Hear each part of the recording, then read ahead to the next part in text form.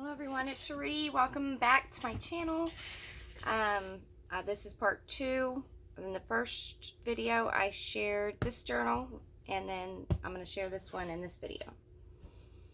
So this one has some lace, like a lace bedding over top of or underneath a vintage linen here. And I just used some scraps that I had, and I really like how that turned out a lot. It was a lot of fun to do. And I was doing a purple, green, and yellow theme, and these are all vintage fabrics. It has 7 signatures, I believe. 1, 2, 3, 4, 5, 6, 7 signatures. Some more vintage fabric here. And then this is the spine on this side. This is a vintage hanky. A piece of a vintage hanky. I really like how this turned out. I feel like it looks really pretty. And more of that, I believe it's bead sack fabric. Now I accidentally, when I did the closure on this one, I put it on this side, but I wanted it on this side. But this is not a big deal. It doesn't take anything away from the journal. It just, gives it a little extra character. That's what I always say. Your mess ups give a little extra character, and I like it that way. So it's a trifold, and I've got this pretty purple fabric here, and a little pocket back here, and this is also vintage fabric here. I love it. It's just, I don't know, it's so pretty. And then in the first video I shared a little notebook that I had made out of my scraps, and then this was another one that I had made when I was working on my scraps. And this is also just like leftover pieces, just little snippets that I used. And I just embroidered a couple little flowers with some knots there and slipped it right in here. So this journal, my sister wanted me to make one that she could give to somebody for a gift. So I'm about to send this out to her. And so I wanted to go ahead and basically document it and share it with you guys. Okay, so I've got, on this first page, I've got a pocket here that I had made with some scraps. This is the Amity Bloom thing I showed you in the other journal. It was a printable, and I just made this little tag here, this little collage journaling tag. And then this is a vintage playing card. It's got the same, I'm just going to go through really quick. It's got the same as all my journals, ledger paper, scrapbook paper, and various other book pages, and your typical junk journal. This is from that book. Let me see if I can find it so I can show it to you, because the illustrations in it, they're just so pretty. And I love that it's a prayer book, and it has these prayers in it that are so sweet. But it's this book. It's by Dale Evans. And I'm not sure, but they're just so darn pretty. I love them so much. I was going to try to find the copyright, but I don't see it. I don't see it in here. And they're nice big pages, so. But yeah, this is the book that I used. Oh, it's a big golden book too. I didn't even realize that it was a big golden book. And I tucked some stickers, some alphabet stickers. This is a vintage greeting card. Did some more vintage fabric along there. A little top spot here. Some pretty scrapbooking paper. Pretty envelope. This one is a little bit more than my personal journal that I did, I feel like, just because the person that my sister's giving this to, she's never worked in a journal. She's very crafty, but she's never worked in a journal before. So this, I don't know, just to get her started.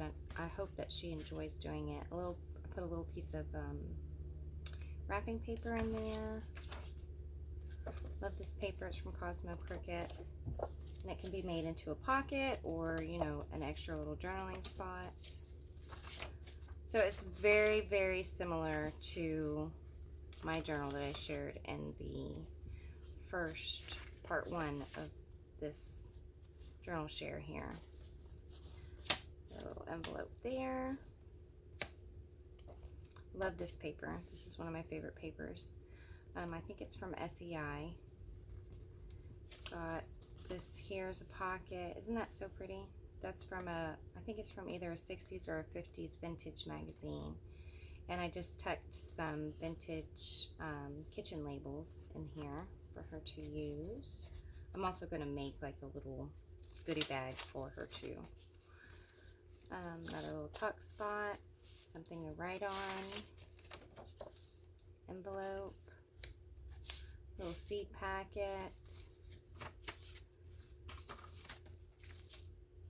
This is a little pocket here as well. So I tried to do girly. I was really going for girly.